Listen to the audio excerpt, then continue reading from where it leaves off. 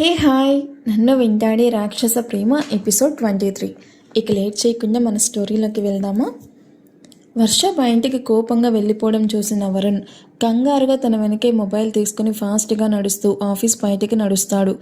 అప్పటికే తను లతీఫ్ను ఒకటి పీకి వాళ్ళ వెహికల్లో ఇంటికి వెళ్ళిపోవడంతో వరుణ్ లతీఫ్కి కాల్ చేసి విషయం కనుక్కొని జాగ్రత్తగా తీసుకుని వెళ్ళండి, నేను మీ వెనకే వస్తున్నాను అని చెప్పి కాల్ కట్ చేసి వెనకే తన కారులో వాళ్ళ కార్ని ఫాలో అవుతాడు. వర్ష ఎక్కడ తన మీద కోపంతో తన ఇంటికి వెళ్ళిపోతుందని భయపడ్డ వరుణ్కి తను అలా చెయ్యకుండా తమ ఇంటికే వెళ్ళడం చూసి కాస్త ఉపశమనం కలుగుతుంది. ఇంటి ముందు కారు ఆగగానే లతీఫ్ డోర్ ఓపెన్ చేసేదాకా కూడా ఆగకుండా కోపంగా తనే డోర్ ఓపెన్ చేసి దిగి నేరుగా ఇంట్లోకి వెళ్ళిపోతుంది వర్ష. ఏమైంది వర్షమ్మ, ఒక్కటే వస్తున్నావు?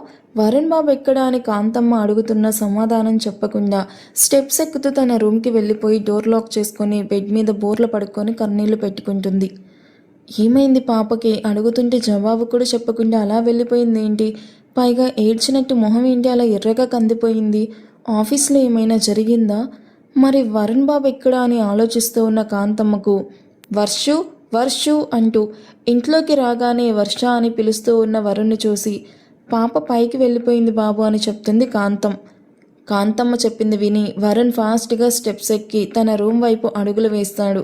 ఇద్దరి వైపు ఏదో జరిగింది అని అనుకుంటూ కాంతమ్మ కూడా రామకృష్ణ అని దేవుణ్ణి స్మరించుకుంటూ ఒక్కో మెట్టును ఎక్కుతూ వర్ష వాళ్ళ రూమ్ వైపు వెళ్తుంది. వరుణ్ డోర్ ఓపెన్ చేయడానికి చూడగానే అది లాక్ చేసి ఉండడంతో అది ఓపెన్ అవ్వదు. వర్ష లాక్ చేసింది అని అర్థం చేసుకొని వర్ష డోర్ ఓపెన్ చెయ్యి అని డోర్ని దబ్బదబ్బా బాధేస్తూ అరుస్తూ ఉంటాడు వరుణ్. బయట నుండి వరుణ్ అరుపులు వినిపిస్తూ ఉన్నా వర్ష చలించకుండా వరుణ్ అన్న మాటలకి ఏడుస్తూ ఉంటుంది. వర్షు నిన్నే, ఓపెన్ ది డోర్ అంటూ డోర్ని ఆపకుండా కొడుతూనే పిలుస్తూ ఉంటాడు. కష్టపడి పైకొచ్చిన కాంతమ్మ వరుణ్ని చూసి బాబు ఏమైంది, పాపనేమైనా అన్నావా? పాప ఎందుకు ఏడుస్తుంది అని కంగారుగా అడుగుతుంది. చిన్న ఇష్యూ జరిగింది కాంతమ్మని చెప్పి విండోస్ ఓపెన్ చేసి రూమ్లోకి చూసిన వరుణ్కి వర్ష బెడ్ మీద బోర్ల పడుకుని ఏడుస్తూ కనిపించడంతో ఉన్న కాస్త కోపం కూడా మంచు కొండలాగా కరిగిపోతుంది. వర్షు ప్లీజ్ డోంట్ క్రై అంటూ బాధగా చూస్తూ చెప్తాడు.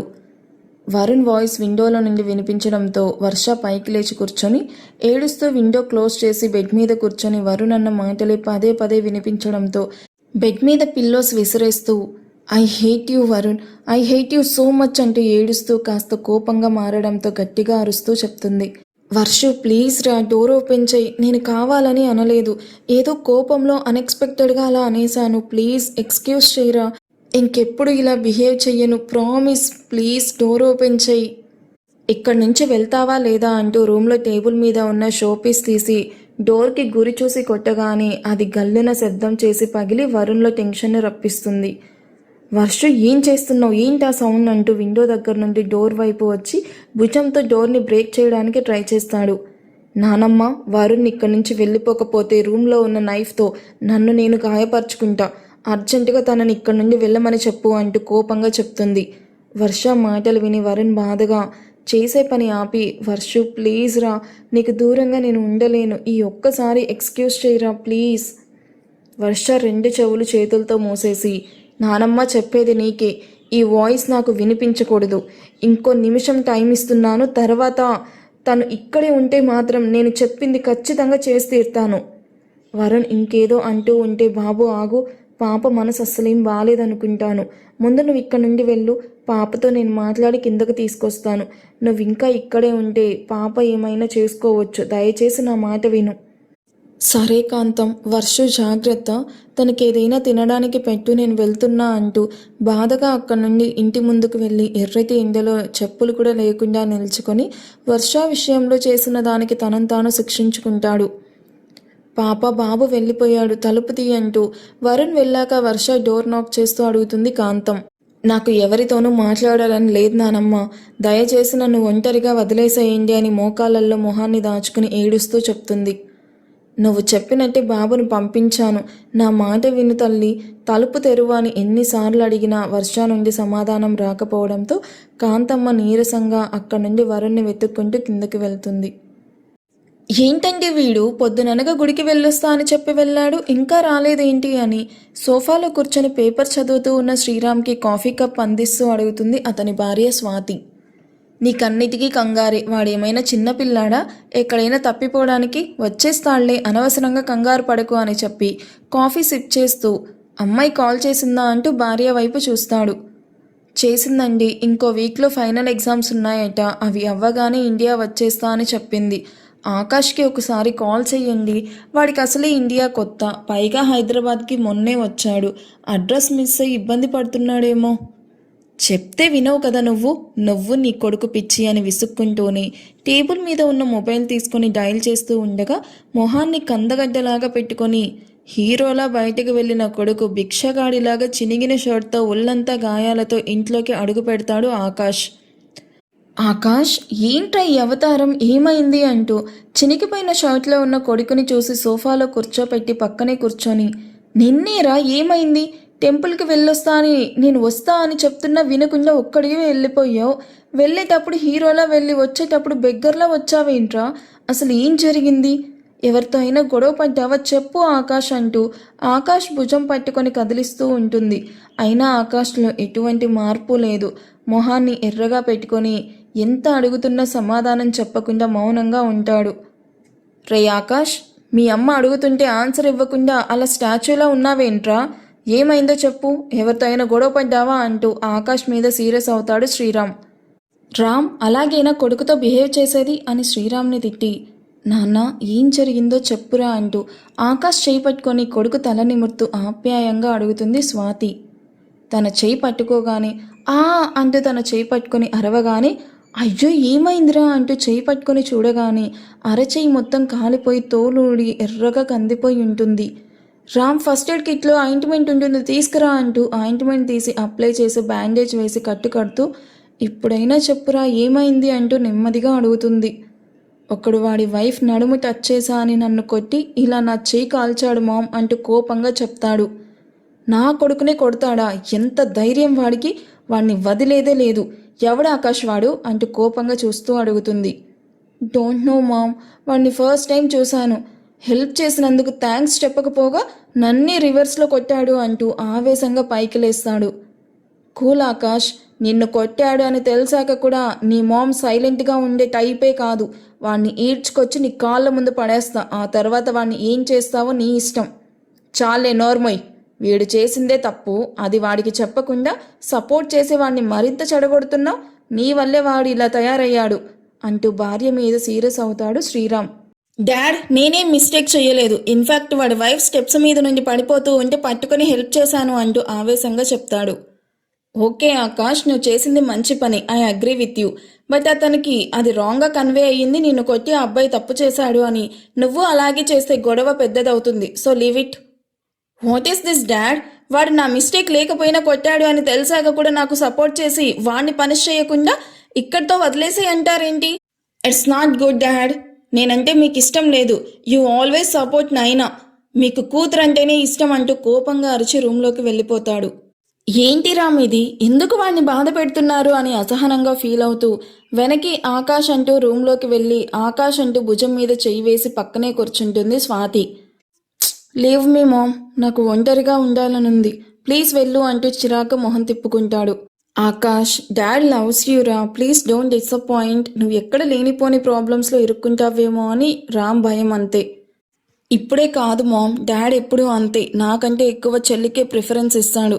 ఎందుకు మామ్ ఈ పార్షియాలిటీ? నేను డాడ్కి పుట్టలేదా ఏంటి అని బాధగా అడుగుతాడు. ఆకాష్, ఏం మాట్లాడుతున్నావో తెలుస్తుందా? రామ్కి నైనా పుట్టాకే లక్ కలిసొచ్చింది అని తనని కొంచెం ఎక్కువ గారాబం చేస్తాడు, అంతేగాని నువ్వంటే ఇష్టం లేక కాదు. అయినా నీకు నైనాతో కాంపిటీషన్ ఏంటి నాన్న? Daughters always dads princess. అది పక్కన పెట్టు, ముందు చెప్పు వాడు ఎవడు, ఏం చేస్తుంటాడు?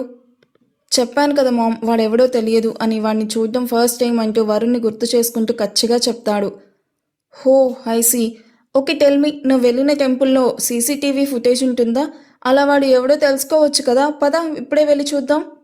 లేదు మామ్, ఆ టెంపుల్లో అలాంటివేమీ లేవు. ఉన్నా మేము గొడవ పడ్డ చోట లేదు. అలాగా అని కాసేపు ఆలోచించి, వాడి గురించి ఏదో ఒక క్లూ నువ్వు నోటీస్ చేసే ఉంటావు కదా, అదేంటో గుర్తు చేసుకో. లైక్ వాడి పేరు, అడ్రస్, కార్ నెంబర్, ఇలా ఏదో ఒకటి థింక్ చేయి ఆకాష్. ఆకాష్ కాసేపు కళ్ళు మూసుకుని ఏదో గుర్తొచ్చినట్లు, ఎస్ మామ్ గాట్ ఇట్, వాడి కార్ నెంబర్ నోటీస్ చేశాను అని వరుణ్ కార్ నెంబర్ చెప్తాడు. వావ్, వెరీ గుడ్ ఆకాష్, ఇది చాలు వాడి అడ్రస్ తెలుసుకోవడానికి. వెయిట్, నాకు ఆర్డీఓ ఆఫీస్లో తెలిసిన వాళ్ళు ఉన్నారు, ఇప్పుడే ఈ వెహికల్ నెంబర్ చెప్పి వాడి అడ్రస్ కనుక్కుంటాను అని కాల్ చేసి విషయం చెప్పి 1 డేలోగా నాకు అడ్రస్ కావాలి అని చెప్పి కాల్ డిస్కనెక్ట్ చేస్తుంది.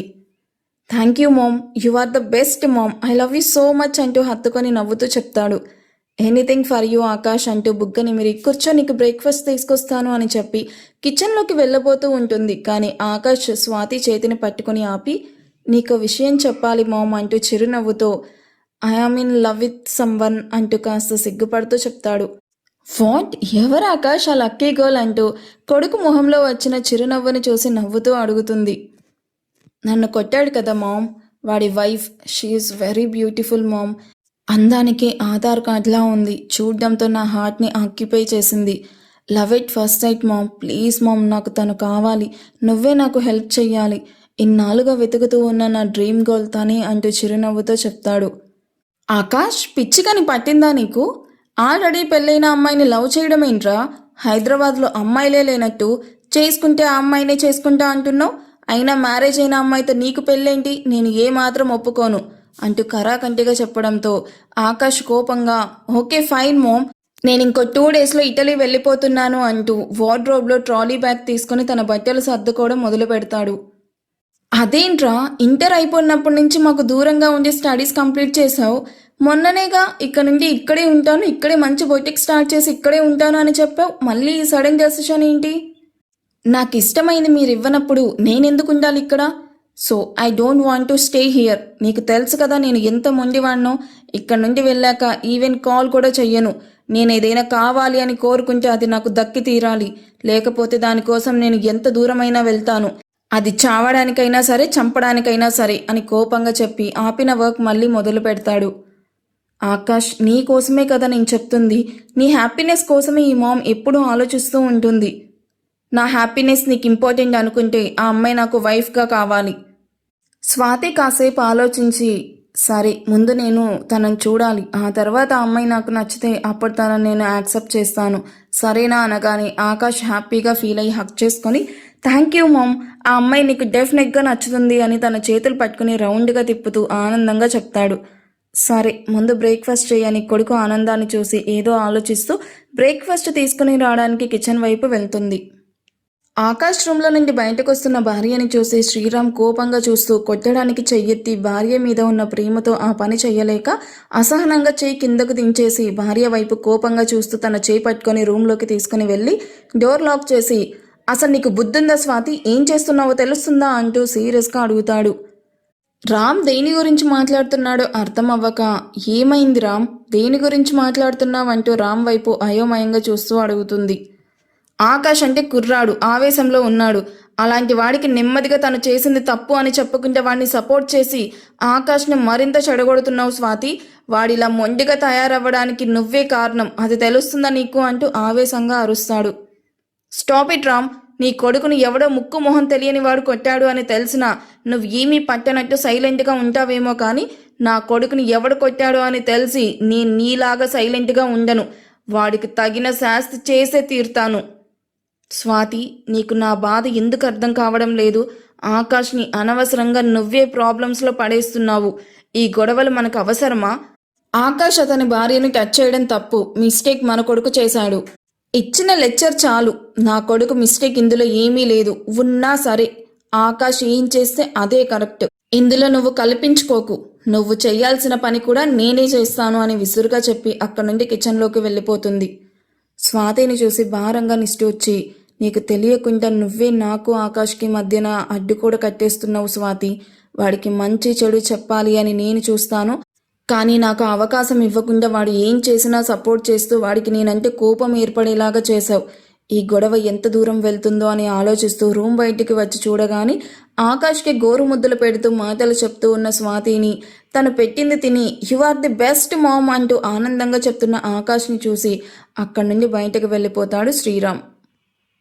హబ్బా భగవంతుడా, పైకి కిందకి దిగలేక చస్తున్నాను అని స్టెప్స్ని కష్టంగా దిగుతూ ఏడుకొండలవాడ శ్రీనివాస అని ఆఖరి మెట్టు దిగి, బాబు, వరుణ్ బాబు ఎక్కడున్నావు అంటూ ఇంట్లో ఎక్కడా కనిపించని వరుణ్ కోసం రూమ్ రూమ్ చూస్తూ వరుణ్ని పిలుస్తుంది. కానీ ఎక్కడా వరుణ్ అలికిడి కనిపించకపోవడంతో ఎటెళ్ళాడు బాబు అనుకుంటూ గార్డెన్లోకి వెళ్తుంది. కానీ అక్కడ కూడా లేకపోవడంతో బాబు ఇక్కడ కూడా లేడేంటి, ఎక్కడికైనా బయటకు వెళ్ళాడా అని అనుకుంటూ బయట ఉన్న రహీంను అదే విషయాన్ని అడుగుతుంది. లేదమ్మా, వరుణ్ భయ్య ఎక్కడికి వెళ్ళలేదు. మేము వద్దు అని ఎంత చెప్పినా వినకుండా ఎర్రటి ఎండలో చెప్పులు కూడా లేకుండా నిల్చుకొని మేము అక్కడే ఉంటే మమ్మల్ని లోపలికి వెళ్ళమని పంపించేశాడు అని బాధగా చెప్తాడు. ఏంటి బాబు నువ్వు చెప్పేది? వరుణ్ బాబు బయట ఉన్నాడా? అయ్యో రామా అనుకుంటూ వడివడిగా బాబు, వరుణ్ బాబు అని ఫాస్ట్గా నడుస్తూ బయటికి వెళ్ళి చూసేసరికి అంతటి ఎండలో కూడా అలాగే నిల్చుకుని కాళ్ళు కందిపోతూ ఉన్న లెక్క చెయ్యకుండా మొండిగా నిల్చుకొనున్న వరుణ్ నొప్పిని పంటి బిగును ఆపుకుంటూ కళ్ళల్లో నీళ్లు వస్తూ ఉంటే అలాగే కదలకుండా నిల్చుకున్నాడు. వరుణ్ని అలా చూసిన కాంతమ్మ గాబరాగా వరుణ్ దగ్గరికి వెళ్ళి తన చేయి పట్టుకుని, ఏం చేస్తున్నావు బాబు, ఎందుకు ఇలా నిల్చుకొనున్నావు? పద లోపలికి వెళ్దాం. వర్ష పాపతో నేను మాట్లాడిస్తే నా మాట విను బాబు, కాళ్ళు కాలి బొబ్బలు వస్తున్నాయి, ఇంకా ఇలాగే ఉంటే చర్మం కూడా కాలిపోతుంది. వదులు కాంతం, నేను రాను. నా వర్షాన్ని నేను బాధ పెట్టాను, అందుకే నన్ను నేను పనిష్ చేసుకుంటున్నాను. నేను చేసిన పనికి వర్ష ఏడుస్తుంది. మేము హస్బెండ్ అండ్ వైఫ్ కదా, అన్నీ షేర్ చేసుకోవాలి, అందుకే ఈ పనిష్మెంట్. తన బాధలో నాకు షేర్ ఉంది. వర్ష బాధ తగ్గే వరకు నేను రాను అంటూ నువ్వు ఇక్కడి నుంచి వెళ్ళు. వర్షా పాప బాగానే ఉంది బాబు, నాతో మాట్లాడింది కూడా, నా మాట విను బాబు, రా లోపలికి వెళ్దాం. లేదు, వర్ష ఇంకా డల్గానే ఉంది, అందుకే నన్ను వెతుక్కుంటే ఇక్కడికి రాలేదు, ఇంకా రూమ్లోనే ఉంది. నాకు తెలుసు తను నార్మల్ అయ్యేదాకా నేను రాను. అది కాదు బాబు, ఒకసారి నేను చెప్పేది కూడా విను అంటూ ఉండగా కాంతం, వెళ్ళమని చెప్పేది నీకే, వెళ్తావా లేదా అని సీరియస్గా చూడడంతో వరుణ్ పిచ్చి ప్రేమకి ఎలా రియాక్ట్ అవ్వాలో అర్థం అవ్వక చీర కొంగుతో ఏడుపు కష్టంగా ఆపుకుంటూ లోపలికి వెళ్తుంది. ఏడుస్తూ వస్తున్న కాంతమ్మని చూసి, ఏమైందమ్మా, భయ్యా నువ్వు చెప్పినా వినలేదా, ఇంకా అక్కడే ఉన్నాడా? అవును రహీం, నేను ఎంత బ్రతిమిలాడినా ప్రయోజనం లేకుండా పోయింది. బాబు నా మాట వినకుండా ముందు పట్టుదల పట్టి అక్కడే ఉన్నాడు. పాపం కాళ్ళు కాలిపోతున్నా అలాగే నిలబడ్డాడు అని కన్నీళ్లు తుడుచుకుంటూ చెప్తుంది. అమ్మ, భయ్యాని ఇంట్లోకి తీసుకుని రావాలంటే అది వర్ష మేడం వల్లనే అవుతుంది. ఆ మేడం చెప్తేనే భయ్యా వింటాడు. ఎలాగైనా భయ్యా గురించి వర్ష మేడంకి చెప్పండి. మేడం ఖచ్చితంగా భయ్యాని ఇంట్లోకి తీసుకుని వెళ్తుంది. పాప రాగానే నేరుగా రూమ్లోకి వెళ్ళి ఏడుస్తూ కూర్చుంది. బాబు నేను ఎంత పిలిచినా బయటికి రాలేదు. ఇద్దరూ ఆఫీస్లో ఏమైనా గొడవ కానీ పడ్డారా? తెలియదమ్మా, మేడం రావడమే ఏడుస్తూ వచ్చి కారు ఎక్కి ఇంటికి వెళ్ళమని చెప్పింది. భయ్యా రానివ్వండి అని చెప్పినా వినకుండా లతీఫ్ని కొట్టి తీసుకుని వెళ్ళకపోతే ఆటోలో వెళ్ళిపోతాను అని సీరియస్గా చెప్పగానే మేము భయ్యాకి ఇన్ఫర్మేషన్ ఇచ్చి ఇంటికి తీసుకుని వచ్చాం. ఇక్కడికి రాగానే ఇంట్లోకి వెళ్ళిపోయింది. ఇద్దరి మధ్య ఏదో పెద్ద ఎత్తున గొడవ జరిగింది అని నిర్ణయించుకొని కృష్ణ రామ అనుకుంటూ మళ్ళీ వర్ష రూమ్ ముందుకు వెళ్ళి, పాప పాప డోర్ తెరు వర్ష పాప అంటూ డోర్ నాక్ చేస్తుంది.